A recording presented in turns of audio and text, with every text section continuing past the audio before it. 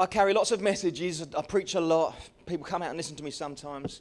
And I had all these different ideas about how to give this great encouragement to you and this, that, and the other, and nothing would settle. And in the end, this is why I think it wouldn't settle. I've been here several times, and on every occasion I've come and brought a word for the church. You know, I've come and said about the importance of church, about sowing into the church. We talked about being together and these kind of things.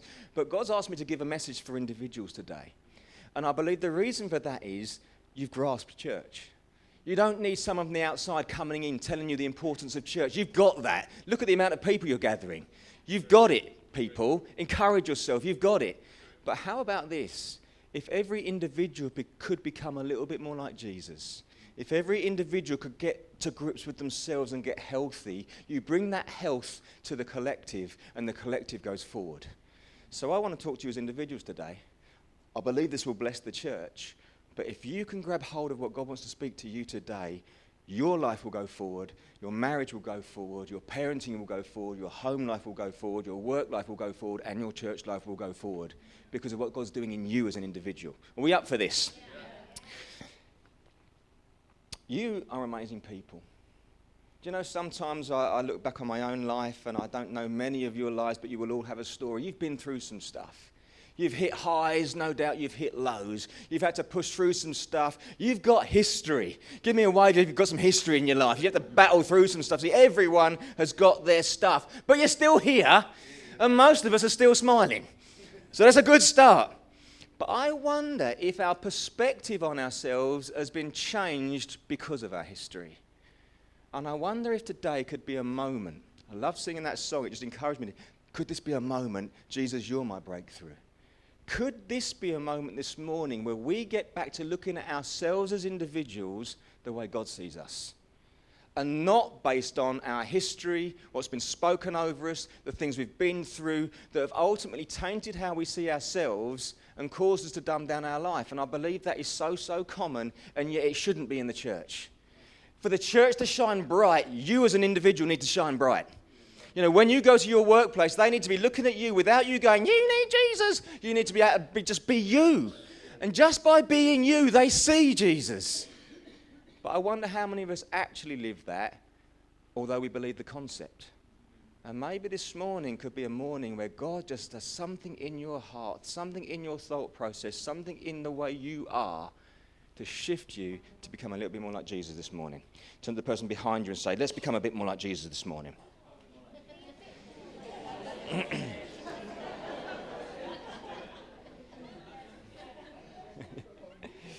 I like the idea, this concept of could we get comfortable in our own skin? You know, could we be so comfortable and happy with who we are that we can just function freely without the constraints? I like it, and I hope you saw the children at the front. You know, I believe the band gets up here and the old guitar riff starts going, it's pumping.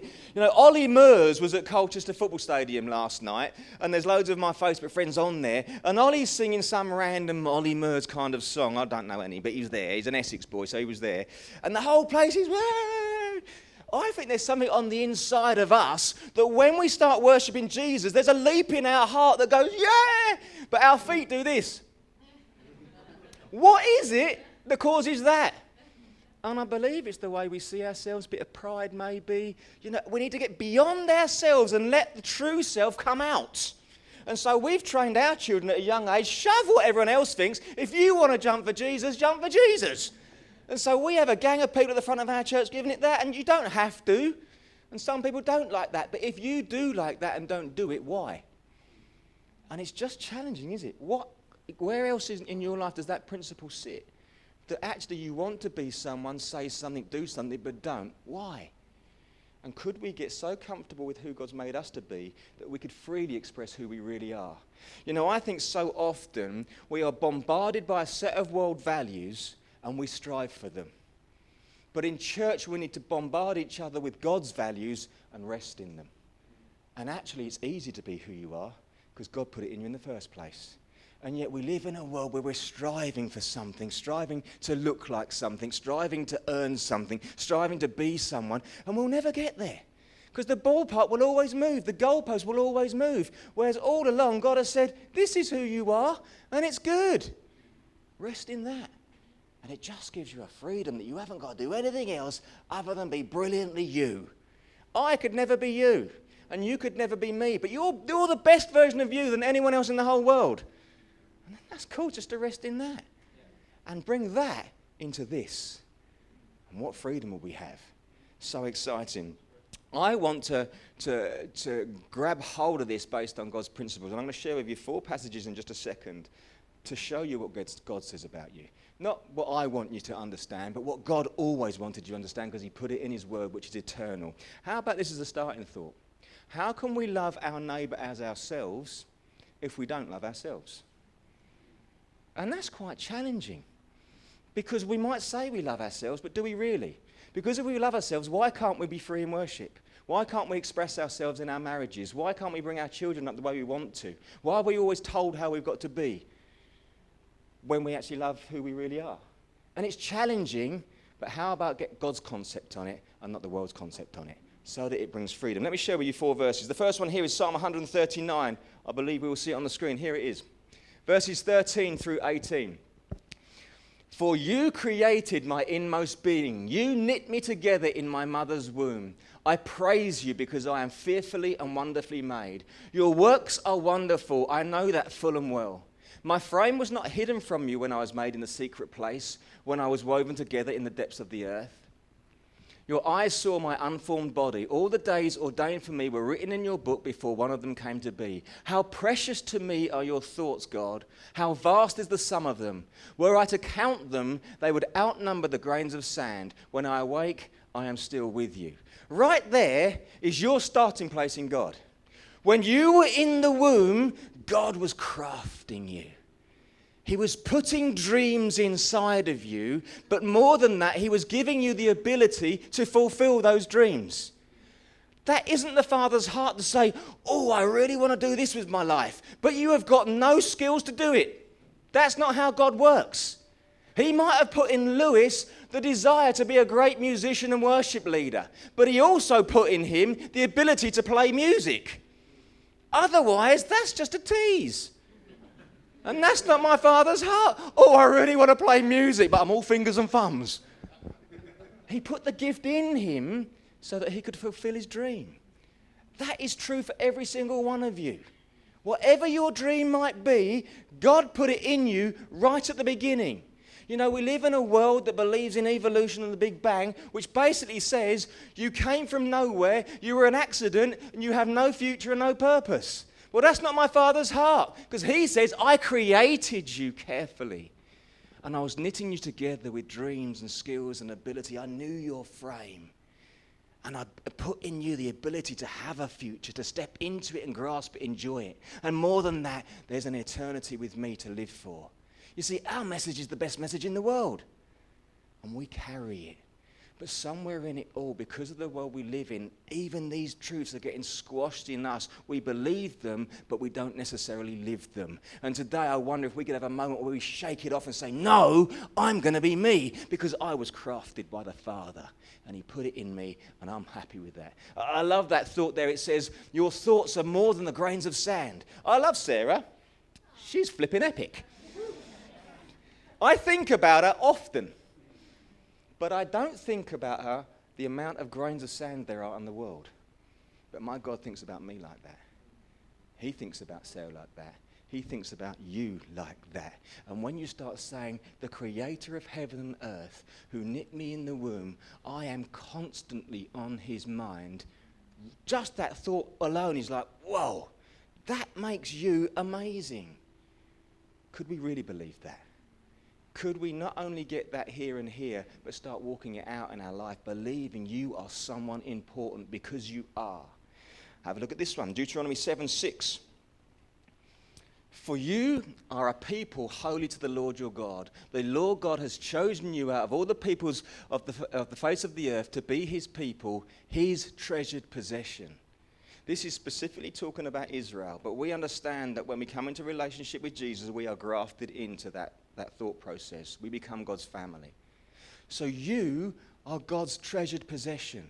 I don't know if you have a treasured possession in your world. For men, it might be a car or a set of golf clubs, or whatever. For a woman, it might be a piece of jewelry or something. I don't know, something you really value.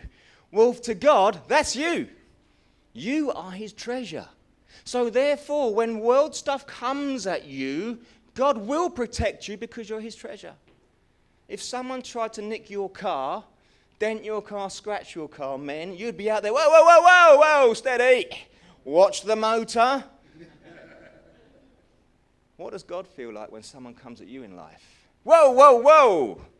Watch Mike. Stand clear of Mike. Mike is my treasure. That's how God feels about you. And when you start getting those thoughts in here and in here, it changes your perspective on yourself and therefore your life. You are treasure. You're important.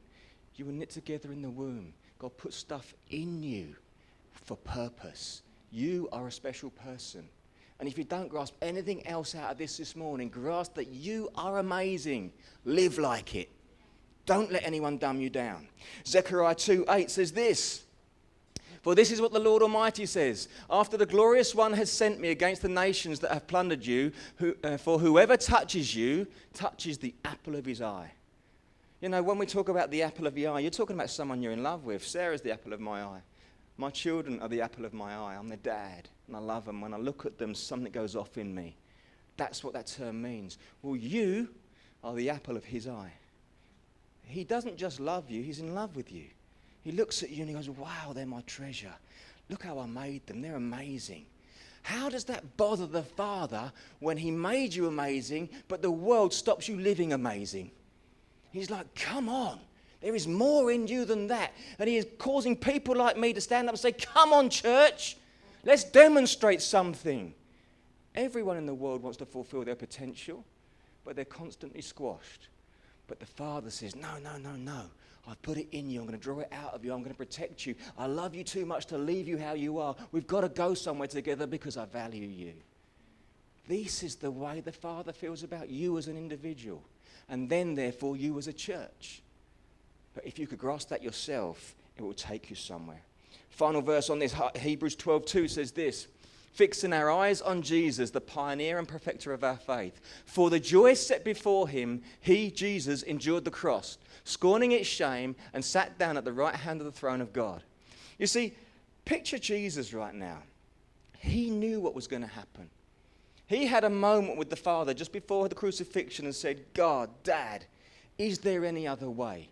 In that moment, it says that he sweated blood. I don't know how anxious you have to be in life to actually sweat blood, but it's quite anxious. That's where Jesus was at. He knew what was coming, because although he was God, he was fully man. He knew what he was going to have to go through. What was his motivation to push through then? The joy set before him. Can I suggest to you that the joy set before him is a relationship with you? That he was prepared to go through something that caused him to be so anxious that he sweated blood. But the reason he did it is because you're his joy, and that one day in 2017 you might be sat in a church saying, Jesus, I want a relationship with you. He considered you worth dying for. You know, we all love the L'Oreal adverts right now, don't we? And some famous Hollywood celeb will come on and wash their hair and come out and go, oh, because I'm worth it. Well, Jesus sweated blood and went to a cross because he deemed you worth it. You are worth dying for. See, I'm not just plucking out a verse and a verse. I'm building a theme that comes through all of Scripture to say to you, to God, you are amazing. You are epic. He died for you. He put stuff in you. You're the apple of his eye. You're his treasure. That's how God sees you. And it doesn't matter whatever comes against you in this world. If you can believe what God says of you, that makes you amazing. And could we start living like that? Could today be a moment where we start actually believing who we really are and seeing what that might look like in our walk? We've all got history. We've laughed about it, ups and downs and stuff. But in our history, the question needs to be, has that story taken us away from who God wanted us to be, or helped us to become who God wanted us to be? And surely our goal on a Sunday morning in 2017 is to say, Lord, I always want to be who you called me to be. And if things have happened to push me away from that, I believe in one prayer, Jesus can pull you straight back to where he wanted you to be, because he can. I wonder if someone this morning might have that moment. And if it's not for you, maybe you'll be the person who prays for someone else to bring them back. Don't we want everyone in this room flowing where God always wanted them to be, despite the history? To say, God can do it for you, so that you are free to enjoy who you are. I called the message, Celebrating You. You're worth celebrating. Let's do this together. I just put a little note, and I had a screen thing, but I thought I rigged it on the screen. But how about this thought? God made you original. Don't let the world turn you into a copy. Be you. Be you. Every magazine you open, every program you see on TV is telling you what you should look like, what you should wear, how heavy you should be, how tall you should be, what you should be eating, what you should be doing in your spare time, how you should be sleeping. How about just be you? Just do what you feel is right. Because God's put something special in you. And you're not me, and you're not the person sat next to you. You are you. Be that. And do it well. Amen? So what I want to touch on this morning, and I believe it's quite a sensitive area, is this whole concept of low self-esteem. And I want to say right at the beginning, this is male and female. I believe when we talk about low self-esteem, so often we think it's a woman's thing, because women can withdraw and get tearful. But it's also a men's thing, but it works out differently. Men just put the wall up and stand strong, and I'm okay, and they're not okay at all. But we just handle it differently. And it all comes about by things that have happened in life where people who you have respected and loved have said things to you that have stolen a sense of worth. And because you respected them and they spoke it over you, went, oh, and it hurt. And it's stolen something of hope from your life, and so you shrink back. Maybe you've been through some circumstances, a relationship breakdown or a financial breakdown or a health breakdown, and it's made you lose your confidence and you shrink back. And it's so common. I believe most people will relate to some of this. It's not a unique thing where 2 or 3 people, most people are living beneath the level God called them to. And we call it low self-esteem. It's got a bit of a stigma attached to it. But just that concept of God called you to live at this level, but you found yourself living at this level because of a whole bunch of stuff that happened to you. Well, I believe this morning God wants to pull you back up and say, come on, let's live right. Despite it all, because you're worth it. People are living below their calling, and God said, enough. I treasure you too much. Here's the thing. When stuff happens to you, it shifts your thinking. It shifts your thinking about your future and your hope. It shifts your thinking on your current circumstances and how you see yourself. And Jesus said, out of the overflow of the heart, the mouth speaks. And the word also says that as a man thinks in his heart, so is he. So you put those things together, that if things are changing your thinking, it's changing who you are and then changing how you talk. And we all know, don't we, that as you speak, you are speaking your future. And so if you're saying things like, can't see myself ever reaching that, you'll never reach that. If you say things like, oh, you know, my family, we're always struggled, well, you'll always struggle. If you're saying things like, oh, my children, X, Y, Z, that will happen because you're declaring it over things. But actually, if we could get our thinking back to where God wanted it, it would affect who we are and how we speak, and therefore where we go and where your family go and everything else happens. The word says this in Romans 12:2. You'll be familiar with this verse. Do not conform to the pattern of this world. Don't let the world shape you, even though we live in it. But be transformed by the renewing of your mind. Then you will be able to test and approve what God's will is, his good, pleasing, and perfect will. Is your life going where God wanted it to or not? Because if you can test your thought processes, you will know. It says be transformed. Be changed by how you think. And I want to challenge you this morning, church, to start thinking about yourself how God always intended. What a great starting point. To love yourself. Genuinely be happy with who you are. It's interesting, we so often talking about looks in particular, and we're living in such a society which is into that. And people are spending gazillions of pounds to have implants and surgery and nips and tucks and eyes and all this kind of stuff, and they've made it the be-all and end-all. But I guarantee you, the people in this room who are 60 and over, give me a wave if that's you. Round of applause for the wise generation in the room. I love that you guys are in church, and I love that you're in a church like this because we need fathers and mothers in the church. We need your wisdom. You cannot buy the wisdom of years. They've been through some stuff, so I honour you. But here's the thing. You talk to these wonderful people, and they will say, yeah, looks is important when you're young, but looks fade. And it becomes less important. And the overall flavour and picture of what's affected my life, it was never looks that affected it. And yet we do this big thing on looks and spending money on it and trying to achieve a standard and never quite getting there, becoming the be-all and end-all. But an older person looks back and said, didn't really matter anyway. And it's funny, isn't it, how we consume ourselves because of what the world says. And yet God made you heavier. God made you lighter. God made you taller. God made you blacker. Whatever it might be, God made you you, and it's okay. And yet we try and shift ourselves and spend our time thinking that way, never getting there, and therefore live beneath what he called us to. Do you see how it works out? And you can apply that same process to every area of your life. But God said, come on, be transformed. Change your thinking. Line your thinking up with what I say about you, and you will be who I called you to be and enjoy that. And it's good. I want to pursue this thought process by looking at two Bible characters. I want to look at Leah and I want to look at Gideon, both of whom struggled with self-esteem, both for very different reasons, but I hope it will be helpful to you. Let's look at Leah. Genesis 29, 16 and 17 says this. Laban had two daughters. The name of the older was Leah, and the name of the younger was Rachel. Leah had weak eyes, but Rachel had a lovely figure and was beautiful. Now here's the context. We know Jacob.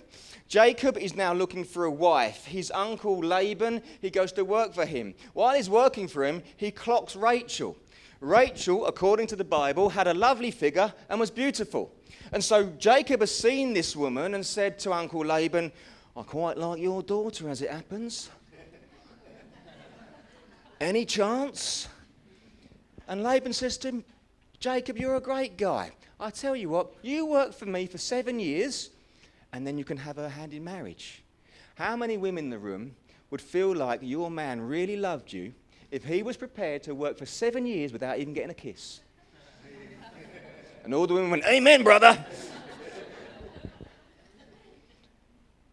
So Jacob says, yes, I'll do that.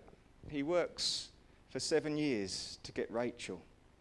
Here's what I want you to notice about this. The name of the older was Leah. The name of the younger was Rachel. Leah had weak eyes, which is a really random comment to make.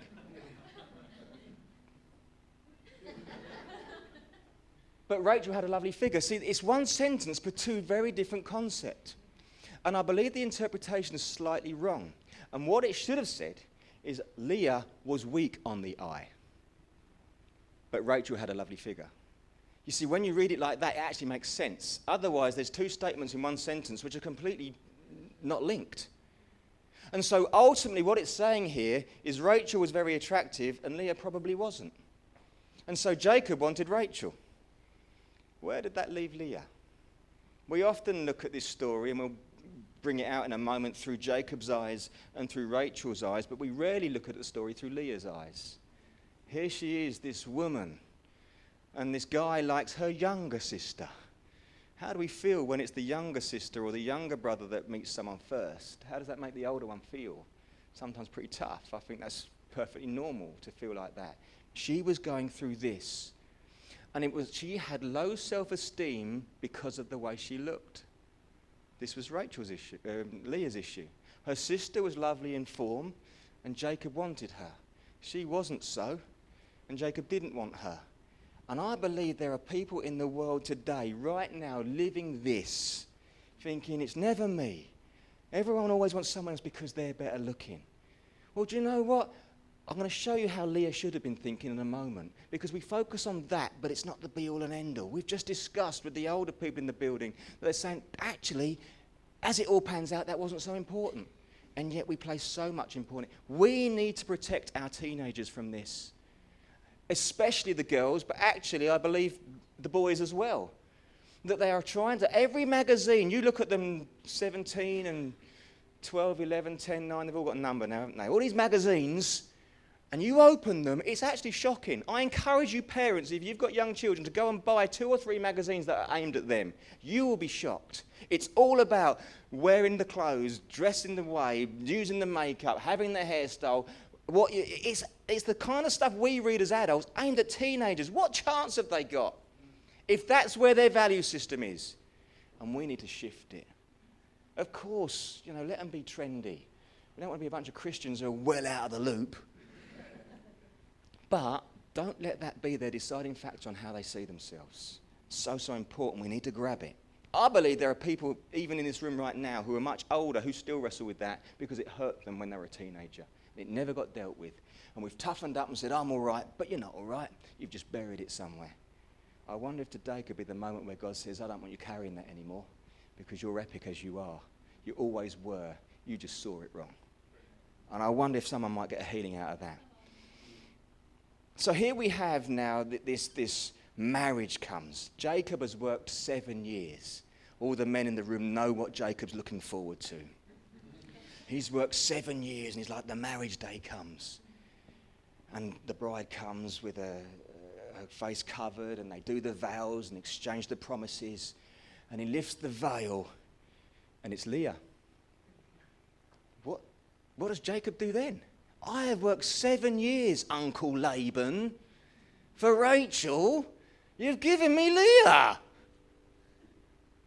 Who's weak on the eye and sees herself that way and has low confidence.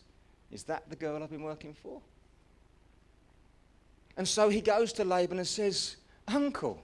It's quite funny because we know that Jacob was the deceiver. He stole the promise. But actually the deceiver got done by the deceiver. And so I guess he reaped what he sowed, and that's a very biblical principle. But he goes to him and says, okay, you can still have Rachel. Work another 7 years. How many women in the room now feel like, whoa, he's prepared to work 14 years for me? And he does. But in the meantime, pursues this relationship with Leah. How's Leah feeling now?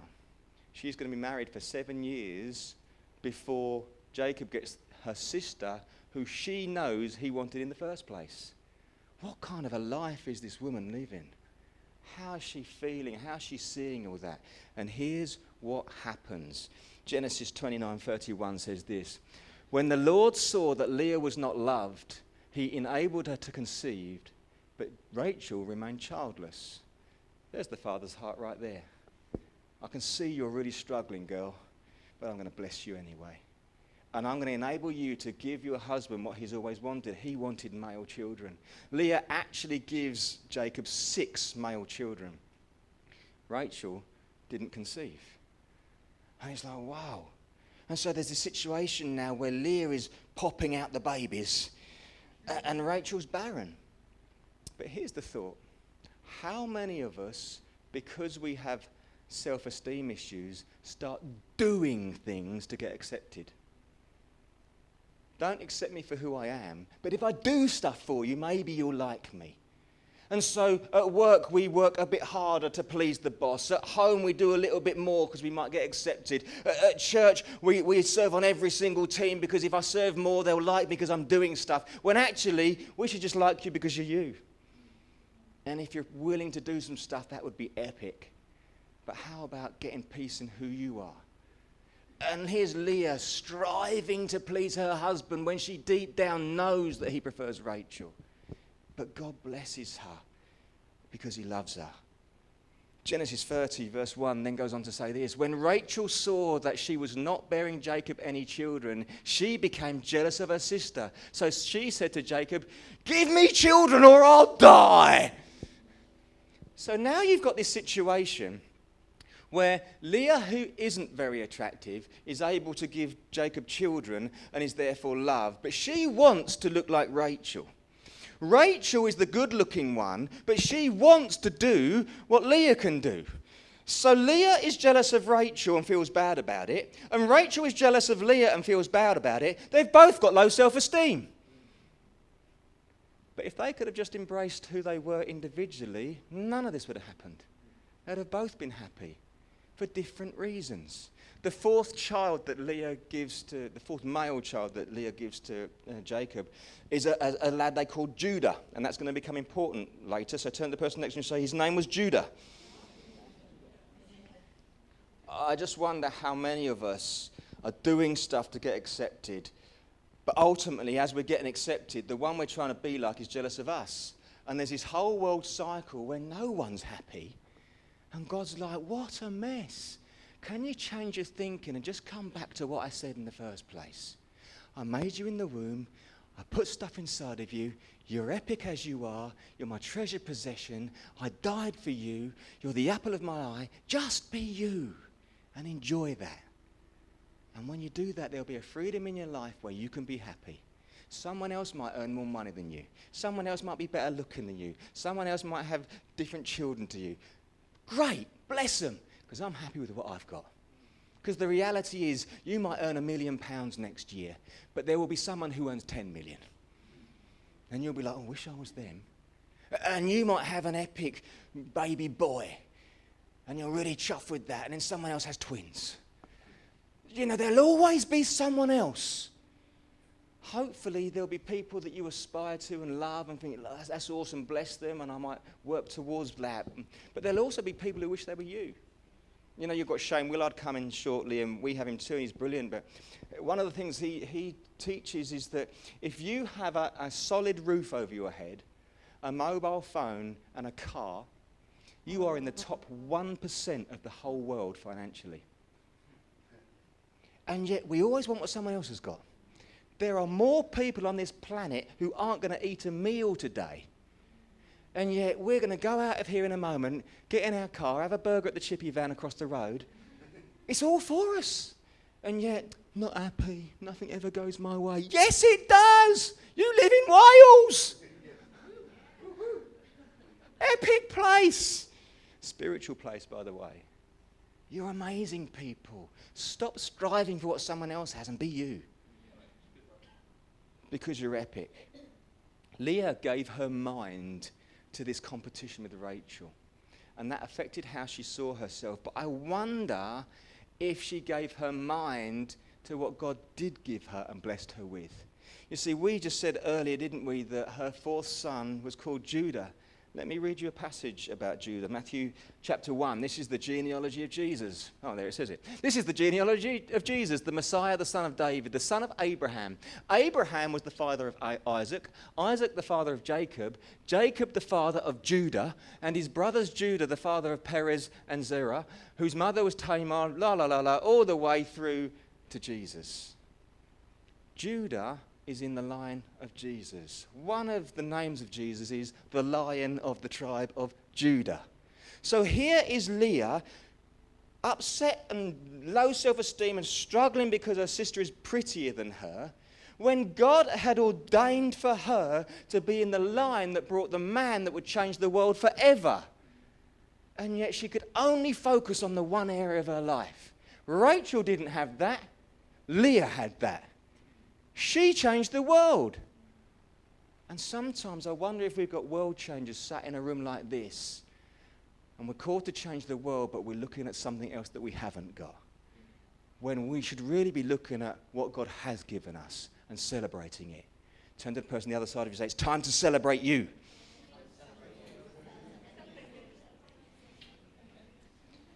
So it begs questions for the now. What do you do? What is it you're doing maybe to seek approval? What is your thinking on yourself? In your quiet moments, how do you really feel about yourself? And does it line up with the Word? Or is it tainted by the world we live in? Is your mind a temple for God or a fortress for Satan? Here's the thing. A temple is built to invite someone in. And a fortress is built to keep someone out. And I believe Satan has just used the world to get into our thinking. It's locked us down, and it's even keeping the God we serve out. Because we can't shift our thinking. And I believe Jesus wants to come in this morning and just tear that down and say, let's get our minds as temples and say, God, just come into my thought processes. Allow me to be who you called me to be, and I'm going to enjoy it. And shift something. It will change your world. Let's have a quick look at Gideon. So Gideon's living in a time as an Israeli, as a Jewish man, when the Midianites have risen up and they're attacking Israel, and they are a formidable force and they're winning. Gideon just gets frightened and runs away and hides in the winepress. He gets in that dark place where no one's going to find him and stays there. But I want us to look in 2 verses at the difference between how heaven sees Gideon and how Gideon sees Gideon. Have a look at this. Judges 6:12 says this. When the angel of the Lord appeared to Gideon, he said, "The Lord is with you, mighty warrior." That's how God saw Gideon. But this was Gideon's reply. 3 verses later in verse 15. "Pardon me, my Lord." Gideon replied, "But how can I save Israel? My clan is the weakest in Manasseh, and I am the least in my family." So heaven sees Gideon like this. "Mighty warrior, I'm calling you to stand up. I've chosen you. Get up, come on." But the man hiding in the dark says, "Pardon me. I'm from the weakest clan, and I personally am the weakest in the weakest clan." He saw himself as the lowest of the low. Heaven saw him as the mighty warrior. And I wonder how many people sat in this room are looking at yourself in a dark place, cowering back, thinking, "I'm never going to achieve anything," when heaven is saying, "Mighty warrior, get up!" Because there's something in you that I put there in the first place, and I'm going to draw it out of you. A whole lot of stuff went on where Gideon, the grace of God, and maybe some of us need to go on a journey like this, where Gideon says, "Okay, God, if you're calling me to take on this mighty army, prove it to me." He says, "What I'll do is I'll put a fleece out. And in the morning, I want the land to be dry, but the fleece to be wet." That's pretty cool. So he goes to sleep thinking, "I'm going to be safe here, pardon me." Wakes up in the morning, the land is dry, and the fleece is wet. Now, if that happened to you, you'd be thinking, "Okay, God, I'm hearing you now. I'm seeing you." We'd think that, wouldn't we? Gideon, not so much. Not so much. He says, "Okay, that was good. That was quite good. Could have been a fluke, though. Could have been a fluke. This is what I want, God. I'm going to put the fleece out again. But this time, I want the land to be wet and the fleece to be dry." Goes to sleep thinking, "Yeah, I'm going to hide in my safe place in the dark in the winepress. No one can see me. I'm the weakest of the weak. Nothing's going to happen." Wakes up in the morning. The land is wet and the fleece is dry. And he's like, "Oh!" He builds an army. And says, "Okay." He steps up. I love it when someone steps up. Mike Taylor, Helen Taylor have stepped up. Amazing. Get behind them. He builds an army. And this is where I think God's amazing. He steps in.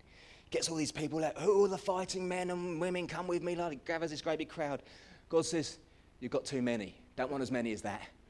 How many leaders like to hear that kind of language? "Okay, God, let's do it your way then. Let's half the crowd." Off you go.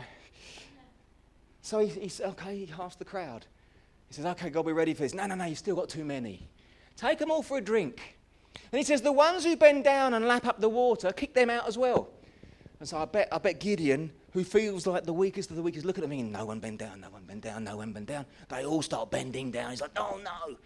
He ends up with a few hundred people to take on the might of the Midianites. And he gets his swords and his armor and he's ready to go. And God says, no, lose the swords, lose the armor. He's like, "Really? Pardon me, my Lord?" He says, no. All I want you to take is some torches and some trumpets. I know it's contested on what church looks like and how we do things, but I believe this. We're all unique. We've all got our own ways doing it. Maybe some churches are called to spears and to swords and to armor. But some churches are called to trumpets and lights. It doesn't matter. What's God called you to? And do that. And so he does exactly what he's told. He takes a few hundred men and they run down to all these many thousands of Midianite warriors blowing their trumpets and waving their torches. It's like, what a plan, God. But here's the thing. When you actually believe who you really are in God, when you will stand up and come out of the dark place, when you will just do what he says, he will give you victory. Because the Midianites were so confused that they killed each other. What? They're all coming at us. What? You didn't know they're not coming at us? They are coming. They're all dying and they run up. We won. They didn't do a diddly squat. They did nothing. Apart from the man who saw himself as the weakest of the weak, who hid in the corner, who was cowering scared, God persuaded him, there's something in you. Will you stand up? Okay, I'll stand up. I believe you now. Will you gather an army? Okay, I'll gather an army. Will you lose half the army? Really? Will you drop your weapons? Really? But I'll do it because you said so. And when he did what he was told, he saved a nation. Is there a church called Faith in Newport that could save a nation? You might see yourself as the lowest of the low. You might be in a corner. I don't know where you're at on your journey, but I know this. God has put something in you. And if you'll stand up and say, okay, God, what do you want us to do? You will change a nation. And what a nation to change. Wales. Isn't Wales the centre of revival around the world? What an opportunity. I think we should move to Wales, everyone. There is something in you that God's pulling out. And I believe many of you are beginning to stand up. And that's why I haven't been called here to teach you about how to do church. I've been called here to teach you how to be you. If you will bring you, the genuine you, into this, your possibilities are endless. Can you grasp who you are? This man was changed from, I'm rubbish and can't do anything, to believing that I'm a mighty warrior called to save a nation. And he did it. And we read it in a few passages, but what was the journey really like? And I wonder if one day in your 80s or 90s you write your life story and people will see it in a few pages. But what does it look like from here to next year for you? Is God going to call you out of yourself? Are you going to allow Jesus to come in and break down the walls you've put up because of circumstances and words that have caused you to shrink back like Gideon, that have caused you to look at other people like Leah, when actually you're an epic person all by yourself? And he's calling you out and saying, come on, be you. Enjoy you. Flourish as you. I've got a plan for you. I always have had. Let's move forward together. I like this phrase, that you are beautifully imperfect. No one here is perfect, none of us. All doing our best, but we all make mistakes, we've all done stuff. Yet, every one of you beautiful in your own way. The Father's treasured possession. And I want to encourage you to live like that. How about today you say, I choose, and you can, to stop comparing myself to someone else. I choose to stop tearing myself down. I start to believe in who God says I am. I choose to stop trying to reach this unattainable target set by media. I choose to be me. How about I choose to embrace who God made me? And that dream that I allowed to die somewhere, maybe God will revive it because it was the right dream. And something stole it from you. And maybe today God's putting it back in your heart because you were always meant to have it. How about we allow God to develop our character His way, instead of allowing our character to be developed by the world we live in? And you can do that best in relationship with great people like this, where you cheer each other on and encourage each other. Low self-esteem has become a jail for people. And I know there's levels of self-esteem. Some people are, they become like little mouses and they hide in the corner and never say boo to a goose, and that just saddens me, because there's always something in those people. But some people have just taken a step back. It's not that your world's a mess and you're a troubled wreck, but you're still not living where God called you to live. And He's saying, come on, step forward now. Be the person I called you to be. I love this. Jesus, when He spoke of His mission in Luke 4, verses 18 and 19, He said this: the Spirit of the Lord is on me, because He has anointed me to proclaim good news to the poor. He has sent me to proclaim freedom for the prisoners and recovery of sight to the blind, to set the oppressed free, to proclaim the year of the Lord's favour. I believe when we're talking about prisoners, it's exactly this. There are people whose lives are locked in by thought processes. And Jesus said, the Spirit of the Lord has anointed me to come and smash that apart and get you out of there. Because the favour of God is on your life. And I've come that you would have fullness. A theme verse in my life right now is John 10:10. The thief comes to kill, steal and destroy, but I, Jesus, came that you would have life and life to the full. That's Jesus' heart for you. And yet we've allowed this thief in to speak into our life through worldly relationships and media and circumstances, and it's stolen stuff from us. And Jesus said, that might be true, but it's not the truth. Because the truth is, I want to give it to you all back. I don't know if you understand the year of the Lord's favour, but it's the Jubilee year. And on the 50th year, every 50th year, this is what happens. Every person who owes someone something, the debt is cancelled. They don't owe it anymore. Every person who's had to lend out a slave to someone to pay a debt, they get their slave back. Everyone who's given away land to pay off a debt, they get their land back. And it's called the Jubilee year. That's why you'll hear lots of churches called Jubilee. That's what it's about. It's God giving back to you what was always yours. And all debts are cancelled. I think the government should put that in on mortgages. But that was the reality they lived in. Literally every debt they had was cancelled.